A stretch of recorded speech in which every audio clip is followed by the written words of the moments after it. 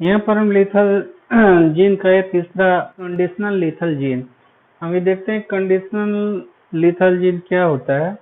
ये conditional lethal gene जो है, the gene which may be normal to the individual in a particular environment may prove to be lethal when environment is change। ये जो एक individual के एक particular environment में ये जीन जो होता है नॉर्मल होता है, लेकिन जब इन्वायरमेंट चेंज होता है तो ये जीन जो होता है एक्टिव हो जाता है। एक्टिव होने की वजह से उसमें एक डिसऑर्डर आ जाता है। इसी को हम क्या कहते हैं? कंडीशनल जीन का इफेक्ट बोलते हैं, जिसकी वजह से इसमें ये डिजीज काज हो जाती है। ये डिजीज, ये 3 तरह की डिजीज दी गई है।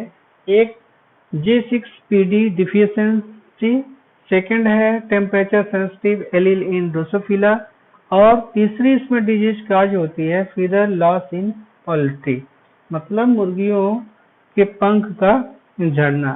कंडीशनल लीथल जीन में ये जो फर्स्ट डिजीज होती है ये क्या है?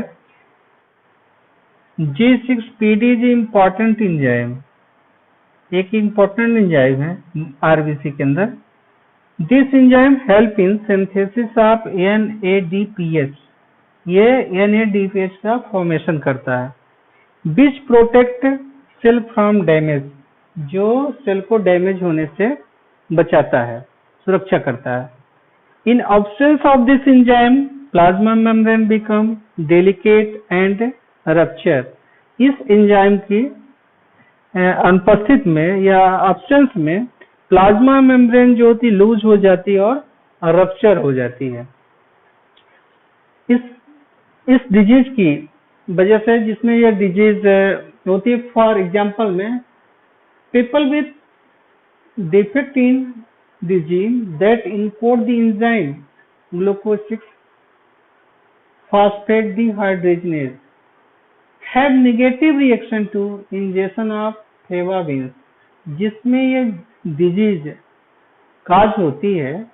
ये ग्लूकोज 6 फॉस्फेट डिहाइड्रोजनेज, जिसमें ये डिजीज काज होती है, तो उसमें ये फेवाबीन्स अथवा एंटी मलेरिया ड्रग लेने से उसकी रिएक्शन होती है, जिसकी वजह से उसकी क्या होती है? मौत हो सकती है। और जो कि ये G6PD इम्पोर्टेंट एक एंजाइम है, और G6 एंजाइम जिसमें अनुपस्थित होता है, जिसमें डिजीज काज हो जाती है, उसमें जो एंटी रिएक्शन होता है, जिससे उस पेशेंट की अथवा इंडिविजुअल्स की वो डेथ हो जाती है। This can be an acute homolytic syndrome, और इसमें एक होमोलाइटिक सिंड्रोम काज हो जाता है, जिससे 10% होने की संभावना उसमें जो होती है हमें यहाँ पर बढ़ जाती है। दूसरा एग्जाम्पल ले रहे हैं, टेम्परेचर सेंसिटिव एलील इन ड्रोसोफिला।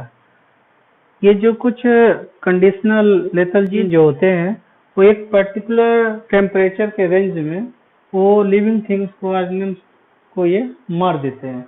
यहाँ पर लिखा हुआ some conditional lethal will cause in organism to die only in a particular temperature range.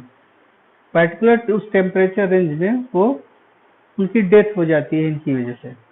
दूसरा जो यहाँ पर है, this alleles called temperature sensitive lethal alleles, TS temperature sensitive, have been observed in many organisms including drosophila. ये lethal alleles जो होते हैं बहुत सारे ऑर्गेनिम्स में ये इंक्लूड होते हैं, जैसे Drosophila. Lethal alleles may be fatal for a developing larva at a high temperature।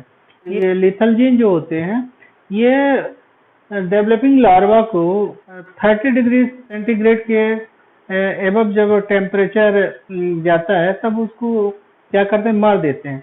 But larva will survive if grown at a lower than 22 degree centigrade. जब इसका टेम्परेचर 22 डिग्री सेंटीग्रेड से कम होता है, तो इसके लार्वा सर्वाइव कर पाते हैं। जैसे ये ड्रोसोफिला इसका एग्जाम्पल है।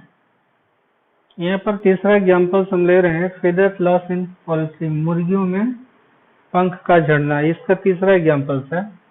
इसमें जब हम दो हेटेरोजाइगस पोल्ट्री को आपस में क्रॉस कराते हैं, तब ये देखते हैं कि इसका क्रॉस कैसे होता है और ये होमोजाइगस रिसेसिव कंडीशन कैसे आती है। यहाँ पर इसके दो गैमेट्स बन रहे हैं, capital F small F. Capital F जो डोमिनेंट है और रिसेसिव है, कैपिटल एफ डोमिनेंट है रिसेसिव है। यहाँ दो एलील बन रहे हैं, एक डोमिनेंट और एक रिसेसिव, एक डोमिनेंट एक रिसेसिव एलील्स गैमेट में आ रहे हैं। अब इसका जब हम आपस में क्रॉस करा देते हैं तो कैपिटल एफ ये दोनों डोमिनेंट ही दिख रहे हैं हमको। ये कैपिटल एफ और ये स्मॉल एफ ये हेट्रोजाइगस है, फिर भी ये डोमिनेंट है। कैपिटल एफ और स्मॉल एफ यानी ये भी डोमिनेंट हेट्रोजाइगस है, बट यहाँ ये भी डोमिनेंट है। अब जब ये स्मॉल एफ और स्मॉल एफ ये होमोजाइगस की कंडीशन है, पोल्ट्री की ये जो होमोजाइगस कंडीशन आ रही है, और दोनों एलील्स जो हैं ये होमोजाइगस के कंडीशन में है, लेकिन ये दोनों जो एलील्स हैं रिसेसिव फॉर्म में। जब ये रिसेसिव फॉर्म में है तो इसका ये जो लिथल जीन है तो इसमें जो होता है एक्टिव हो जाता है, और इसके फीदर्स जो होते हैं, मुर्गी के पंख जो होते हैं लॉस हो जाते हैं।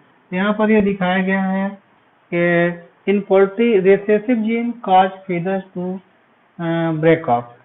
ये रिसेसिव जीन जब ये यहाँ पर आ जाते हैं इस एलील्स में, तब ये उनमें ये डिजीज काज होती है।